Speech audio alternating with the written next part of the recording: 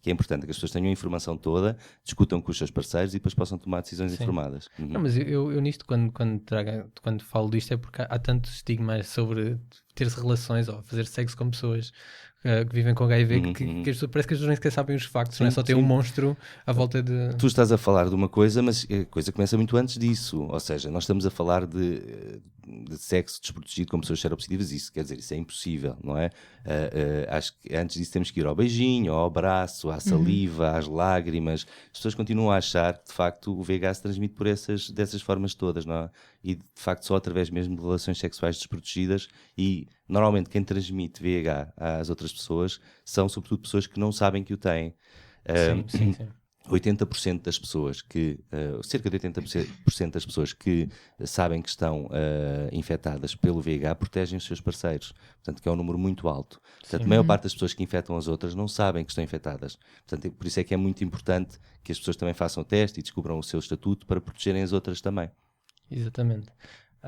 Sim, uma questão aqui básica também que eu acho que é importante nós revermos, que é a diferença entre o VIH e a SIDA, porque as conversas às vezes misturam-se, e é só para desmistificar um bocado. Sim, de facto são coisas muito diferentes, não é? O VIH é o vírus de imunodeficiência humana, e é isso, é um vírus que entra no teu organismo e começa a debelar o teu sistema imunitário, portanto a enfraquecê-lo, até um ponto em que algumas doenças que normalmente não atacam o ser humano, ou só atacam em determinadas situações, por exemplo, pessoas com determinada idade, mulheres grávidas, crianças que têm realmente sistemas imunitários mais enfraquecidos. Portanto, essas doenças, a partir de um determinado momento em que o VIH debilitou de tal forma o nosso sistema imunitário, essas doenças atacam. E são doenças muitas vezes muito específicas, não é? A partir do momento em que existe um determinado número de doenças, ou uma ou duas doenças, e em que as nossas defesas estão a um determinado nível tão baixo, aí diz que de facto a pessoa entrou em estado de SIDA, que é o síndrome de imunodeficiência adquirida. Portanto, digamos quase que a SIDA é uma consequência do que o vírus, do que o VIH vai fazendo ao longo do tempo, não é? Okay. Portanto, são duas coisas diferentes. Uma pessoa pode viver com VIH durante anos a fio, especialmente se tomar a medicação, sem nunca vir a desenvolver SIDA.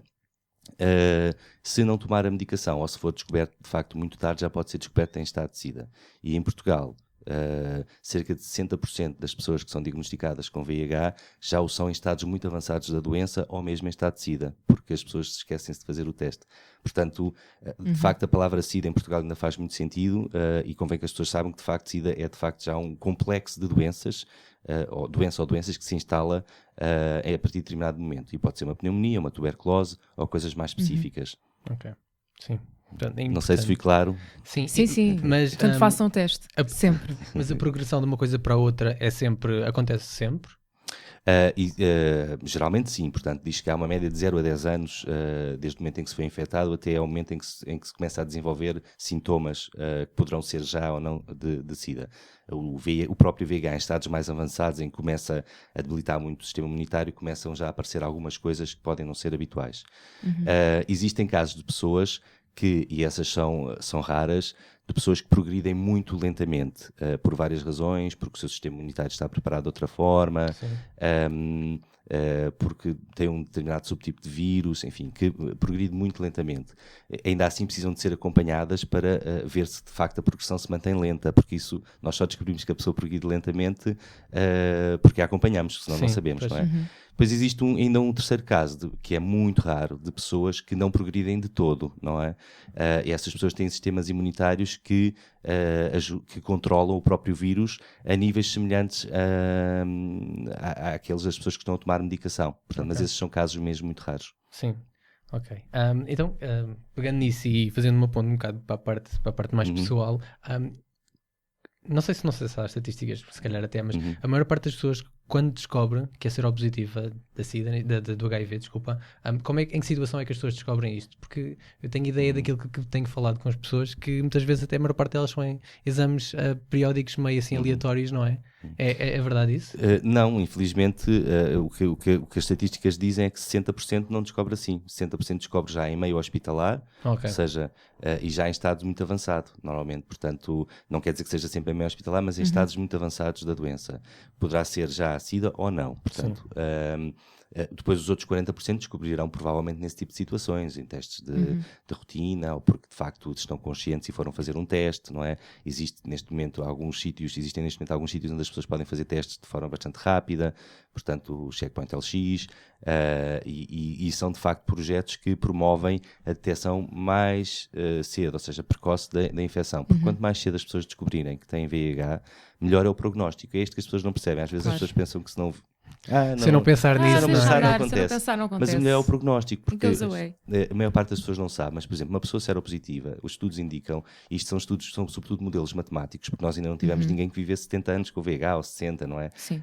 Então, mas os estudos matemáticos apontam que uma pessoa que descubra que tem VIH num país dito desenvolvido, com bons cuidados de saúde, tem uma esperança de média de vida igual à do país, menos 1 ou 2 anos, dependendo se é homem ou de mulher. Portanto, muitas pessoas não sabem disto, não é? Mas de facto, hoje em dia, a esperança média de vida de uma pessoa que vive com VIH, se for nestas condições que eu disse, Sim, exato. detecção precoce, bom tratamento, acompanhamento, é uma esperança de vida muito longa. Sim. Então, de facto, se as pessoas deixarem que as coisas se tornem, se agravem bastante, não quer dizer que não possam ter uma vida muito longa, a maior parte sim, irão ter na mesma, mas poderão já não ter, ou com a mesma qualidade de vida, ou ter mais os problemas pelo caminho, não é? Portanto, quanto mais cedo, melhor o prognóstico. Ok. No teu caso, queres contar como é que descobriste? No meu caso foi bastante cedo. Eu descobri tinha 24 anos, portanto foi muito cedo. E na altura eu tinha tido uma relação com uma pessoa que vivia com VIH, portanto era seropositiva, e nós fizemos, creio eu, tudo o melhor possível, mas pelos vistos talvez não tenha sido o melhor possível. E depois de acabar a relação, eu decidi ir fazer um teste, e o teste deu positivo. Pronto, foi basicamente assim. Ok. E qual é que foi a tua reação? Como é que Terrível, digeriste terrível. essa informação? Não, foi complicado. Por um lado, eu já tinha tido uma experiência, não é? Conhecia uma pessoa seropositiva, mas isso não apaziguou muitas coisas. Repara, na altura, já foi há muitos anos, não é? Já foi há mais de 10 anos. Na altura a internet não é o que é hoje. Exato. Portanto, a informação que havia era em inglês e era muito pouca e confusa. E o meu inglês também não era igual ao que é hoje em dia. Eu queria saber muitas vezes informações sobre transmissão e era muito complicado. Não sabia como é que se transmitia a doença mesmo, muitas das vezes. E ninguém nos falava de quantos anos é que podíamos viver, as questões sobre a terapêutica eram muito complicadas, ninguém falava sobre o assunto, e basicamente eu, quando soube, pensei, olha, não devo ter muito tempo de vida, porque a pessoa que me deu o resultado, eu fiz a pergunta, então a pergunta comum, não é? Quando sabemos que temos uma doença deste tipo, não é? Então, doutora, quantos anos de vida, quanto tempo de vida eu tenho? Que horror. Pois, mas ter de perguntar isso, não é? Mas eu perguntei e de facto ela disse-me, olha, não sei. E eu disse, estás-me a mentir, é porque vou já assim muito rápido, não é? Portanto, por isso é que me estás a dizer. E vivi quase um ano com esta noção de que a minha vida estava por um fio. Porque de facto havia muito pouca informação.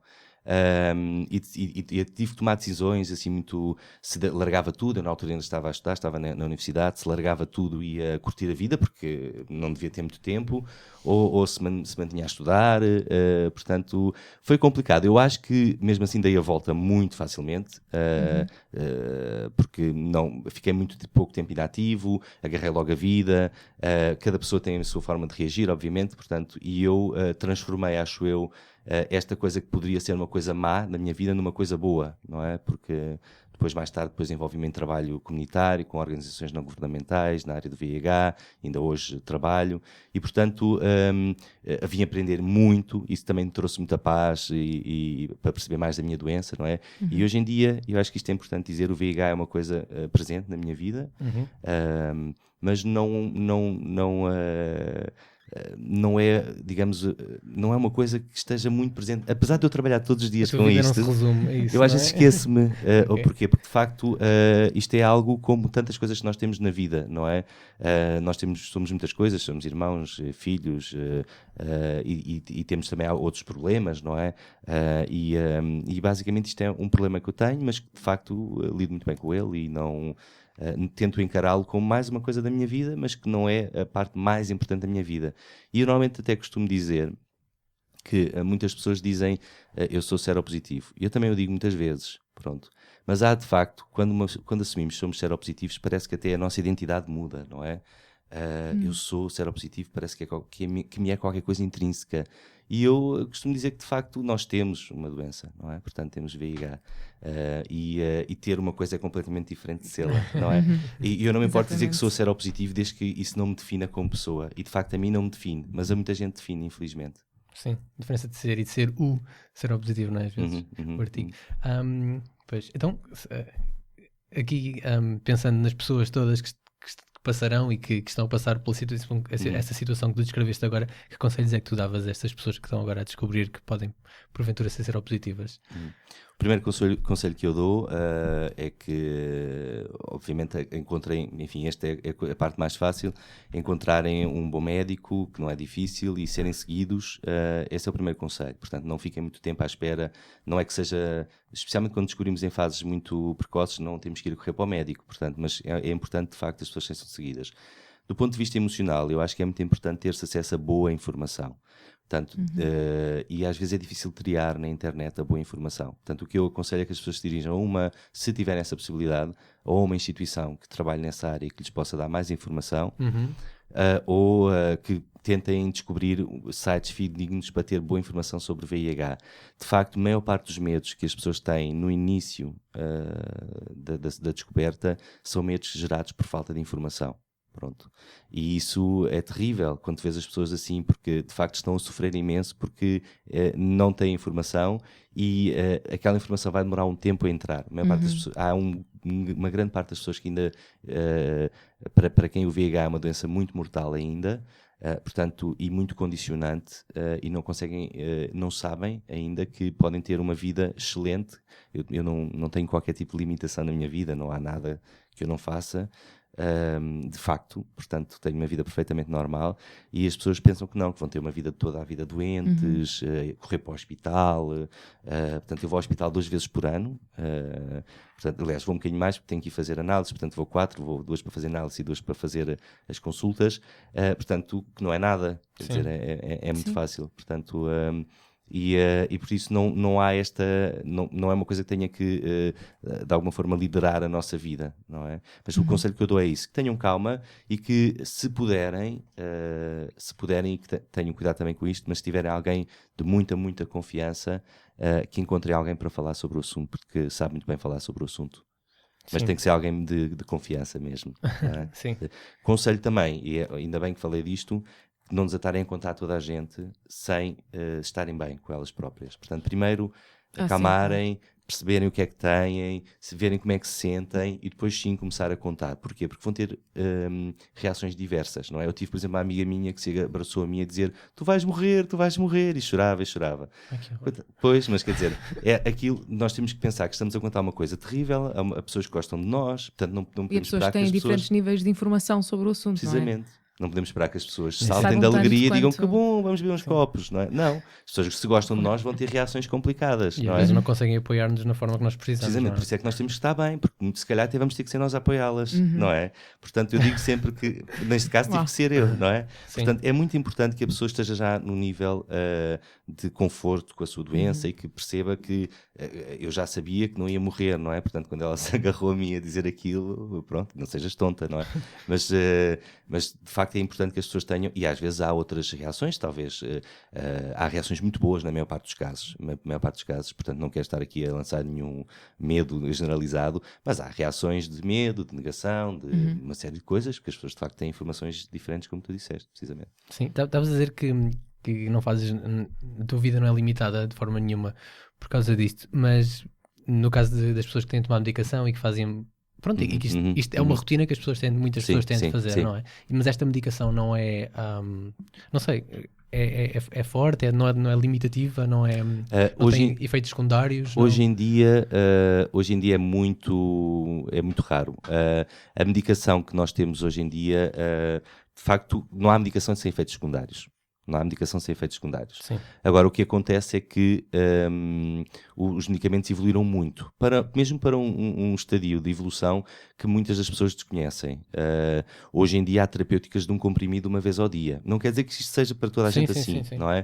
Há 3 comprimidos uma vez ao dia. São, de facto, medicamentos muito potentes, mas cuja evolução fez com que sejam muito bem tolerados, muito pouco tóxicos. O que é que quer dizer pouco tóxicos? Quer dizer que têm muito poucos efeitos secundários. Okay. Ou seja, eu hoje, parte do trabalho que eu faço na área do VIH tem a ver também com falar com as pessoas sobre a medicação. E há uns anos atrás eu preparava as pessoas de alguma forma para o início, porque havia alguns efeitos ali na fase inicial. Depois também há efeitos iniciais na fase de adaptação, e há efeitos a longo prazo. E normalmente o que as pessoas temem mais são os iniciais. E o que os médicos temem mais são os a longo prazo. Porque esse é que tem um impacto na saúde, de facto. Podem ter um impacto na saúde. A curto prazo, a maior parte dos medicamentos deixaram de dar efeitos assim terríveis, ou seja, às vezes pequenas náuseas na primeira semana, mas não passa muito mais do que isso, não é? Na generalidade.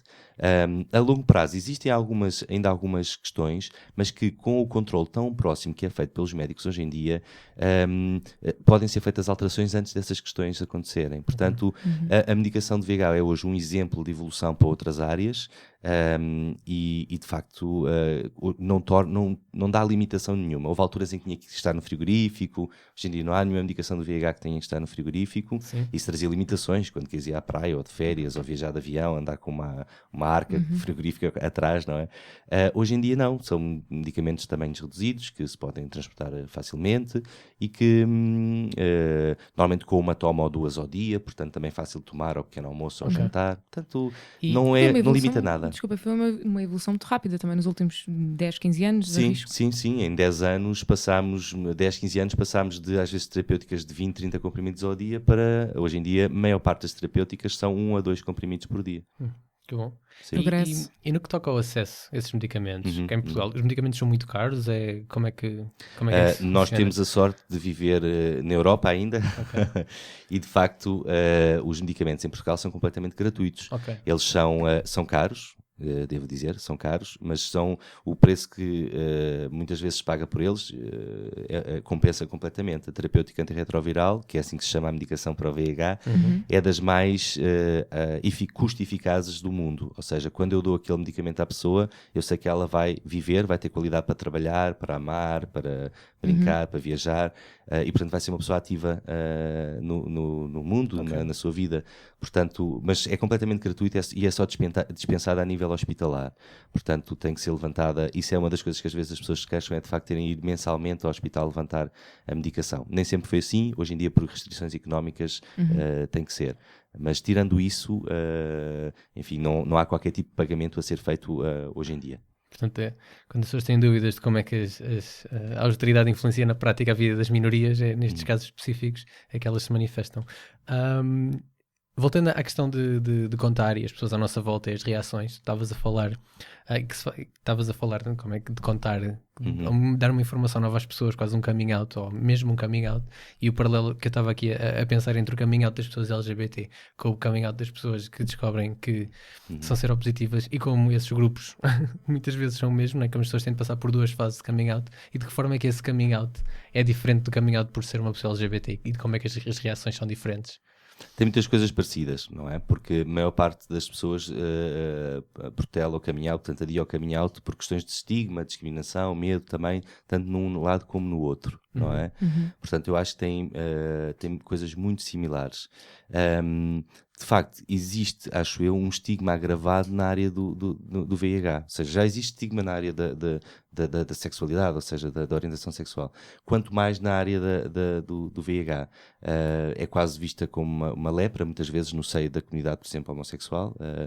Eu sei que eu conheço melhor e sei que existe aí muito estigma dentro da comunidade homossexual. Mesmo porque as pessoas não percebem que, de facto, podem ter relações de vários tipos, portanto não estou só a falar sexuais, mas também podem ter relações sexuais desde que se informem, desde que falem com as pessoas e percebam também como é que elas estão, do ponto de vista de saúde, podem ter relações com pessoas seropositivas sem problema nenhum. Ou seja, podem amá-las, podem construir vidas com elas, elas vão durar muito, se assim quiserem também, porque também depende das pessoas, elas vão durar muito, porque não têm razão nenhuma para não durar, e é perfeitamente seguro ter uma relação com uma pessoa seropositiva, e há várias formas das pessoas se protegerem também, não é? Para além da pessoa não ser infecciosa, há o preservativo e há outras formas das pessoas se protegerem, que já têm sido faladas aqui noutros programas. Sim. Vocês têm abordado isso. Estou atento. Que bom, que bom. Agora estive bem. Obrigada. Agora estive bem. No que toca às relações entre as pessoas, neste caso amorosas ou sexuais, há sempre essa dúvida, essa muita conversa de como é que se fala sobre isto, como é que se conta às pessoas do estatuto serológico. Muito Okay. bem, muito bem. Muito bem. Sim, sim. Como é que tu sugeres como é que tu sugeres Vistas de que aprender esta, vocabulário. como é que tu sugeres que esta conversa aconteça? Eu normalmente, quando aconselho alguém em relação a essa questão, eu digo sempre que há várias formas das coisas acontecerem.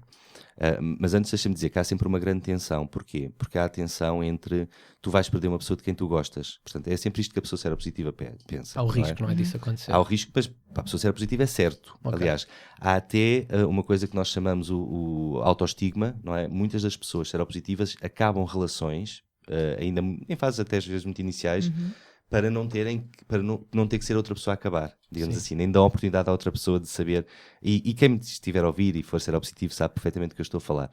Portanto, e isso é um problema, do meu ponto de vista, porque não estás a dar a oportunidade à outra pessoa para decidir, para tomar essa decisão, não é? Porque a outra pessoa pode decidir, não, por mim está tudo bem, não é? E não estamos a dar essa oportunidade. Portanto, é o autoestigma. De facto, o que eu aconselho é que as pessoas escolham o seu próprio timing. Para mim sempre funcionou muito bem conhecer as pessoas e que as pessoas conhecessem por mim, envolvê-las na minha vida, para que as pessoas percebessem quem eu sou e se apaixonassem e tivessem sentimentos por mim e percebessem que eu não sou o seropositivo, não é?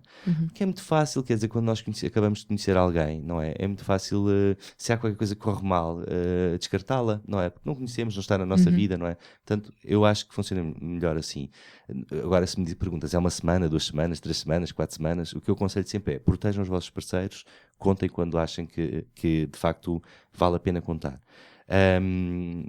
Agora, o que acontece é que isto é sempre visto como uma traição, seja uma semana ou 3 meses, do lado de lá é sempre visto como é que tu não me contaste isto, não é? Eu às vezes até me digo, mas pois também tenho aqui uma unha encravada e não disse nada sobre ela, não é? Portanto, ou tenho flatulência noturna e também não disse nada sobre ela. Pronto, e portanto, mas eu sei que não são coisas comparáveis, obviamente, não é? Mas de facto há uma falta muitas vezes de empatia do lado de lá, de perceber que a pessoa não contou porque tinha muito medo de perder e gostava muito, não é? E que é uma experiência recorrente e meio traumática às vezes na vida das pessoas. Sim, sim. E então eu acho que o importante é que as pessoas encontrem um momento que não demorem muito a contar também, sobretudo se perceberem que há já um certo envolvimento, há um gostar dos dois lados, portanto não demorem muito tempo a contar, ganhem coragem, nunca vai ficar mais fácil, vai ser sempre difícil, mas o não é garantido, não é? E de facto eu costumo dizer que eu quero uma pessoa ao meu lado que me aceite independentemente das doenças que eu vou ter ao longo da minha vida. E se alguém me rejeita por eu ter VIH, também me vai rejeitar por eu ter um cancro, também vai rejeitar por uma série de outras coisas. E eu não quero uma pessoa assim ao meu lado. Portanto, se a pessoa me rejeita por ter VIH, então se calhar até é uma sorte que eu tenho. Pronto. Mas de facto devo também dizer, porque as pessoas, e isto é muito importante, as pessoas com VIH têm uma perspectiva do contar muito negativa. A maior parte das vezes corre muito bem. As pessoas acham que não, que pode ficar violento, há pessoas que têm medo que fique violento, a maior parte das vezes corre muito bem. A minha experiência sempre foi muito positiva, portanto não tenho casos assim negativos disso, se calhar porque eu encaro isto desta forma, não é? Que sempre foi muito positiva e conheço muitos casos positivos, ou seja, que as pessoas contam e têm bons resultados, sejam eles de continuarem ou não continuarem, mas são sempre coisas bastante afáveis, bem faladas, não é nada violento, nem extremo, enfim, as pessoas têm esta noção muitas vezes e eu gostava de facto de tirar esse estigma também dessa parte de contar. Há pessoas que contam quando conhecem, pronto, e também corre bem. Portanto, há as duas formas de fazer a coisa, não é? Eu acho que a pessoa também deve ter alguma sensibilidade e perceber quem é que tem à frente, não é? Acho que um pouco de informação às vezes também faz falta às pessoas com quem estamos, explicar. Ajudar a informação a chegar às pessoas, não é? Exatamente. Também faz falta e correta. ajuda muito depois a reação da pessoa, não é? Ajuda muito. É como, especialmente na comunidade gay masculina portuguesa, como as pessoas às vezes para se conhecerem um bocado são empurradas a fazê-lo no contexto sexual, que parece que há mais urgência um bocado em falar estas coisas o mais rápido possível, que as pessoas estão tão envolvidas sexualmente logo desde o início, e por isso é que também é uma conversa interessante. De facto, e deixa-me só dizer-te uma coisa, há a experiência agora a nível europeu de que, de facto, as pessoas que começam a falar mais sobre o seu estatuto serológico, ou seja, se são seropositivas ou não, nessas alturas desses encontros sexuais, normalmente conseguem proteger-se mais, quer com pessoas seropositivas, quer com pessoas seronegativas, porque uma pessoa seronegativa, se disser que é seronegativa e tiver carga viral detectável, se calhar a pessoa pode tomar opções, não é? Mas se tiver indetetável também pode tomar opções, assim também, pronto, isto chama-se serosorting, e de facto tem havido uma boa experiência nas pessoas falarem, comunicarem o seu estatuto serológico e falarem sobre isso, porque se de facto todas as pessoas falassem sobre isto e sobre o seu estatuto serológico, isto não seria um tabu. Sim. Não é? Portanto, e eu acho que é importante as pessoas também começarem a divulgar um bocadinho isto nos encontros que têm, e também que as pessoas que não têm VIH percebam que não há problema nenhum em ter também um encontro deste fortuito com uma pessoa seropositiva, se lhes atrai, então tomem as precauções que acharem necessárias e tenham esse encontro, não é? Sim. Portanto, é muito importante. E o que eu tenho visto é que muitas das vezes as pessoas, enfim, eu falo mais nos homens sem sexo homens, que é com quem eu tenho mais experiência, quando são pessoas que, por exemplo, tinham muitos preconceitos em relação a pessoas seropositivas, têm muitos problemas quando lhes toca a eles, porque depois eles veem as pessoas todas a tratarem-nos como eles tratavam as outras, não é? Portanto, de facto, é muito importante que as pessoas obtenham informação e percebam que ser seropositivo hoje em dia é uma doença crónica, se for tratada não é infecciosa. Ok. Interessante. Então, agora, virando um bocadinho ao contrário e um bocado falando para as pessoas que não são seropositivas e mostrando-lhes a discriminação que acontece e que muitas vezes vem delas, quais é que são as principais discriminações que as pessoas seropositivas são vítimas na nossa sociedade hoje em dia? Hoje em dia, sobretudo, por incrível que possa parecer, na família e no trabalho. São sobretudo os principais, de uma forma geral, não é? Falando de uma forma geral, é na família e no trabalho. Às vezes também nos cuidados de saúde, mas é mais raro. São os sítios onde as pessoas são mais discriminadas. Foi feito um estudo recentemente em Portugal, Portugal é dos poucos países que teve esse estudo, que se chama o Stigma Index, e de facto esse estudo indicou que os principais lugares de discriminação ainda eram a família, o trabalho e a saúde. E é pena que assim o seja. E em onde alguns as pessoas casos precisam de mais apoio muitas vezes, não é? Sem dúvida. E, por exemplo, no caso da família é muito complicado, porque o trabalho é legislado, não é? A saúde é legislada. E da família, não é? Pois, exatamente. Não há muito a fazer, não é? É muito complicado, não é? Não podemos há discriminações na família que nós não podemos ir para tribunal com elas, não é? Não. Isso é muito complicado, acho eu, e tem sido problemático, e acho que de facto, assim que as pessoas começarem a compreender melhor esta doença, de facto as formas de transmissão e estes programas que vocês fazem sobre as ISTs são muito importantes, as formas de transmissão que as pessoas ainda não as conhecem todas, infelizmente, é muito importante que as pessoas venham a sabê-las para também não discriminarem tanto, não é? Exato. E há outra coisa que também é muito fruto de discriminação, que é, se tens VIH, não dás-te a fazer coisa boa. Pronto, não é? Associam logo um perfil. Precisamente, e não é assim. Hoje em dia o VIH toca a todos, não é? Portanto, não é uma coisa... É verdade que há grupos, não é? Comunidades que estão um bocadinho mais vulneráveis por várias questões, não é? E nem sempre tem a ver com... As pessoas pensam, porque são mais vulneráveis, são promíscuos. Não tem a ver com isso. Tem a ver até com algumas questões que tecnicamente são difíceis de explicar, mas que não têm a ver com nem frequência sexual, nem essas coisas todas. De facto, uma pessoa para ter VIH, não fez nada de mal. Fez uma coisa muito simples, fez sexo, não é? Sexo é uma coisa hipernatural no ser humano e, portanto, e foi isso que a pessoa fez, pronto. E a maior parte das pessoas, infelizmente ou felizmente, já fez sexo desprotegido, não é? Eu costumo dizer isso às vezes quando vou a determinados sítios. Quem não fez, põe o dedo no ar, não é?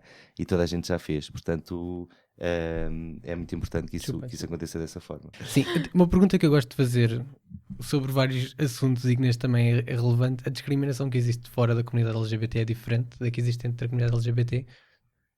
É diferente, é diferente. Na comunidade LGBT, infelizmente, existe alguma discriminação e não é só com o facto das pessoas serem seropositivas. Tem a ver também com a idade, as pessoas então imagina seropositivo e com, enfim, 50, 60 já começas a ter problemas. Portanto, a própria idade não é uma coisa muito natural no meio LGBT e ter VIH também não.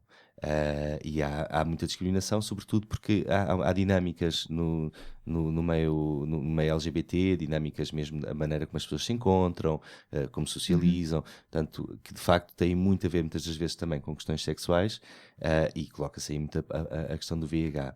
E isso depois faz com que as pessoas também não façam o coming out, ou seja, quando sentes esta pressão toda, não é? Por exemplo, há uns tempos atrás via-se muito nos sites sites como o Manhunt e o Grindr, toda a gente conhece, as pessoas a dizerem clean, não é? Clean, estou clean, estou limpo, não é? Quer dizer que eu estou sujo, não é? Eu sou um seropositivo sujo, não é? Só este tipo de linguagem, não é? Exatamente. Já não é eu estou limpo, não é? Não estás nada limpo. Depende, basta banho. Claro. De facto, só este tipo de linguagem já não é uma linguagem muito cool, não é? Porque e já mostra como as coisas são segregadas muitas vezes e muitas Na pessoas. sociedade? Sim, e muitas pessoas, por exemplo, eu vejo às vezes alguns perfis, que também andei pelo mundo, não é? E as pessoas, apesar de fazerem sempre sexo protegido, segundo o que dizem no seu perfil, só querem pessoas seronegativas. Pois. Também, não é? Lá estamos, Portanto, também há muita disease desinformação. Precisamente. Mas Portanto, também são todos ativos. Portanto, Sim. o mundo Discretos. e masculino. E masculinos, são todos masculinos. Discretos, precisamente. masculinos e São todos- ativos. Ora bem. É tudo. Portanto, não sei se respondi à tua questão, mas basicamente acho que é diferente, é muito diferente, sobretudo porque neste momento, de uma forma geral, dá-se muito mais na família e noutras áreas, não tanto, se calhar, relacional. Sim. Então, mais duas coisas que eu queria te perguntar. quiseres. A primeira tinha a ver com o ativismo LGBT em Portugal e qual é que é o papel que eles têm em falar sobre HIV e de que forma é que eles estão a participar ou a excluir-se dessa conversa em Portugal. Qual é que é a perspectiva que tens sobre isso? A minha perspectiva é uma perspectiva muito realista e é a perspectiva de quem não vê de facto as organizações que nos representam, a maior parte, não quer dizer todas, mas as mais significativas, a tomarem posições fortes e sérias sobre este assunto. Especialmente quando veem a comunidade a ser infectada, não é? Acho muito grave que as principais organizações continuem a subir para o lado e a pensar em coisas que são muito importantes de facto, para a vida da comunidade LGBT, como foi o casamento, como será a adoção. Acho perfeitamente de acordo que isso são prioridades para a vida da comunidade, mas custa-me ver a comunidade a adoecer, não é?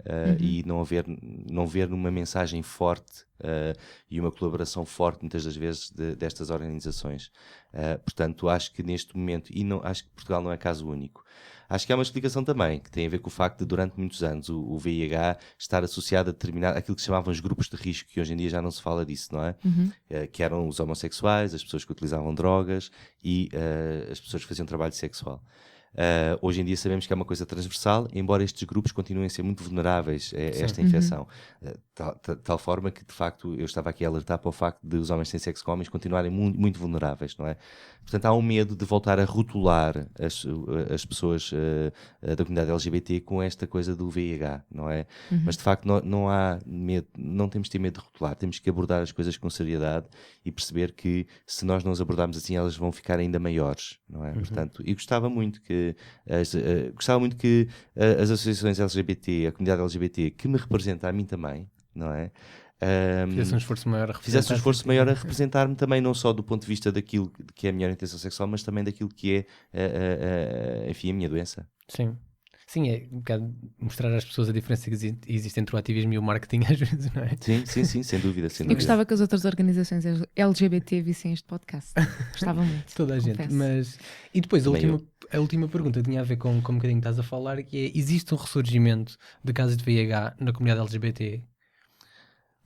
Ou um crescimento? Existe e não é uma coisa só em Portugal. Vamos lá ver. Portanto, não é uma coisa só em Portugal. É um fenómeno europeu, sobretudo, enfim, porque estamos na Europa, é melhor falarmos disso. É um fenómeno europeu e muitas pessoas associam-se. Claro, então, VH nos homossexuais, claro, então aquilo é sexo à fartazana, é com todos, não é? Pronto, como se isto não acontecesse noutras comunidades. Portanto, Exatamente. os homossexuais, ou a comunidade LGBT, continua a ser a comunidade que ainda utiliza mais preservativo. Portanto, disso não tínhamos dúvidas, está bem?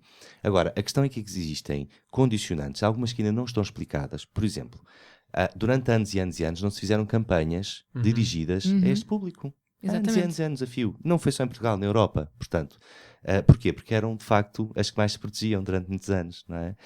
Quer dizer, e porque não foi só por causa disso, porque também havia falta de atenção, falta de dinheiro, uma série de coisas, falta de estratégia. Por outro lado, a comunidade também é muito pequena.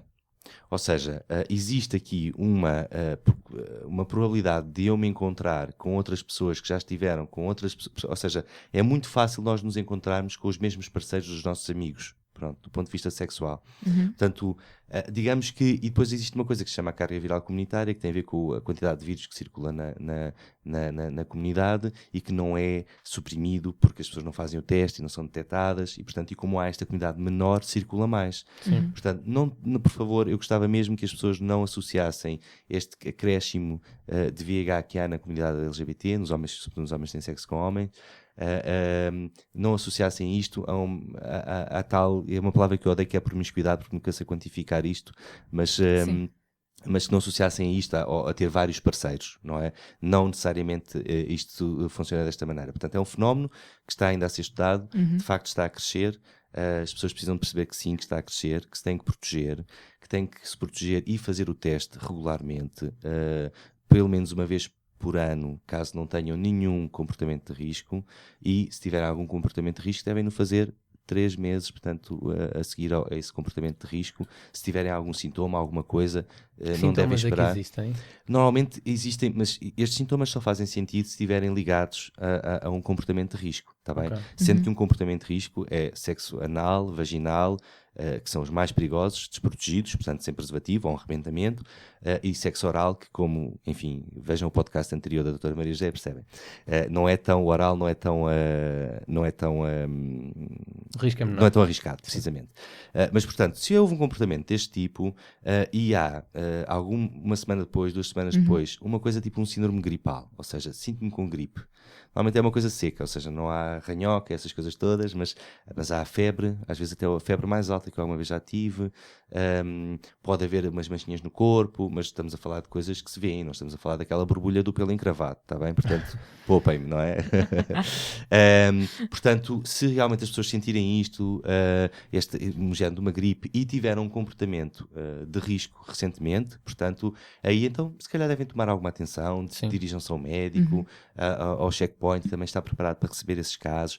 Portanto, é muito importante de facto as pessoas percebam que só faz sentido se houver um comportamento de risco recente. Mas tá que bem? nem sempre existem sintomas, não é? Mas não, muitas pessoas descrevem não ter sentido nada, não é? Portanto, também não é por não ter sintomas que a pessoa não tem nada. E os sintomas não são específicos, ou seja, a pessoa pode ter estes sintomas, ter tido um comportamento de risco, preocupar-se muito e depois ter mesmo uma gripe, está bem? Ou ter outra doença qualquer, está Claro. bem? Portanto, Nada as pessoas disto é que não absoluto. precisamente, não se preocupem e que de facto o mais importante é fazerem o teste e terem certeza que as coisas estão bem. E estar bem também, enfim, pode ser um resultado positivo, não é? Porque se descobrir com antecedência suficiente é uma sorte por causa do prognóstico. Exatamente. Portanto, Ok. informação acima de tudo. Sim, então eu acho que esgotei aqui os nossos tópicos principais e também já estamos a ultrapassar o nosso tempo. Que outras questões é que ainda querias falar? Alguma coisa que restou que querias ter dito? Não, quer dizer, eu acho que abordámos as coisas mais importantes. A questão do estigma é uma coisa que eu tenho algum carinho, porque acho que de facto eu não me sinto muito afetado por isso, porque de alguma forma me fui empoderando ao longo dos anos, mas acho que muitas pessoas sentem e fico muito triste quando de facto vejo pessoas a serem rejeitadas mesmo só por são seropositivas, não é?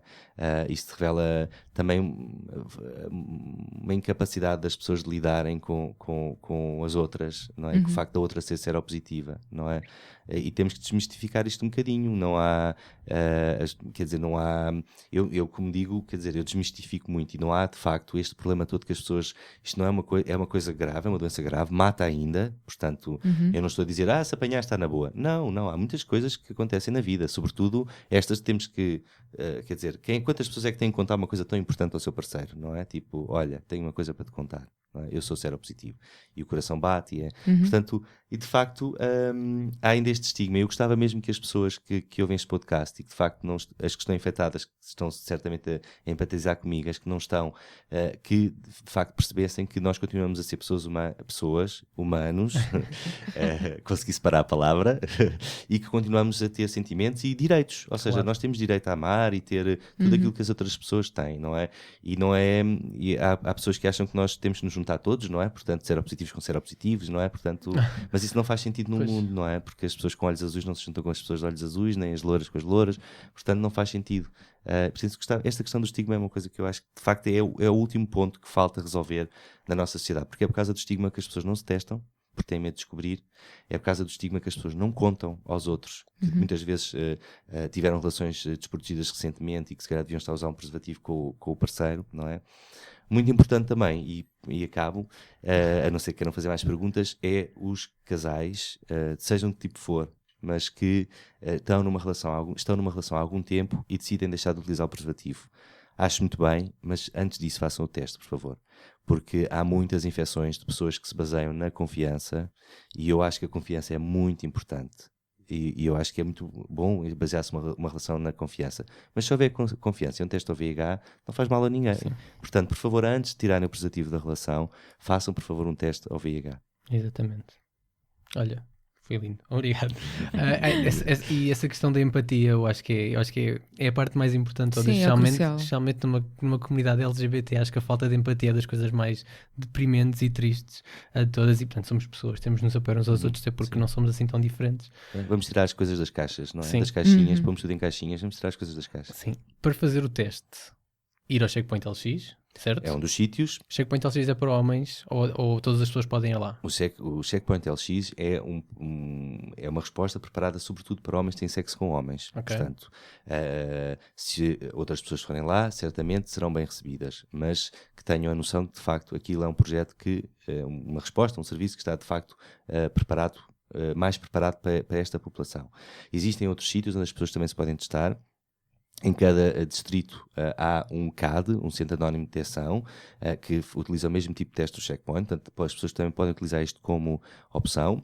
E existe também a possibilidade de pedir ao médico de família um teste, é diferente, não é um teste rápido. Alguns centros de saúde estão já a fazer testes rápidos também, a oferecer testes rápidos, portanto se quiserem vão ao vosso centro de saúde e perguntem se já têm testes rápidos. Se não tiverem, digam que deviam ter, Ok. e que não é difícil terem, portanto, porque de facto a Direção-Geral de Saúde pode disponibilizar os testes para aquele centro de saúde, e portanto hoje em dia é relativamente fácil de fazer o teste. A forma mais difícil que às vezes as pessoas fazem é ir à urgência, tá bem? Mas essa às vezes é mais difícil, não quer dizer que não façam, não é? Mas podem ir ao médico de família, podem ir aos CADs, podem ir ao Checkpoint, portanto às vezes há outros projetos comunitários, por exemplo, há muitas associações neste momento a fazer testes, portanto agora, por exemplo, no final de novembro, na última semana de novembro, vai haver a Semana Europeia do Teste do VIH. E nessa semana muitas associações vão andar com as carrinhas, vão abrir as portas para fazer o teste, portanto, e as pessoas vão saber disso, mas também há muitas organizações à nossa volta que também fazem o teste, e às vezes é mais informal, é como isto, é assim mais uma Aproveitem conversa. a oportunidade, Sim, não é? Sim. Ok. Sítios de informação online que as pessoas podem recorrer para... Boa informação. Sim. Existe, por exemplo, um site que se chama AIDS Map, portanto, e que é um site, depois tem outros links lá, que tem muita informação recente está sempre a ser atualizado, é traduzido para português por uma organização portuguesa também. Existe o site do GAT, que é gatportugal.org também, que é um site que também tem alguma informação bastante boa, e portanto eu acho que a partir daí conseguem ir para uma série de outros sítios com informação.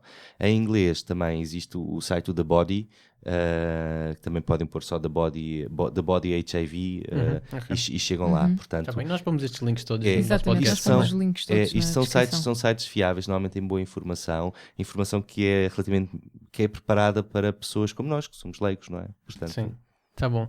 Olha, muito obrigado por teres vindo cá. Muito Adorei. obrigada, João. Obrigado pelo Adoramos vosso falar convite. contigo e obrigado às pessoas que nos assistiram e até um próximo programa. Adeus! Beijos.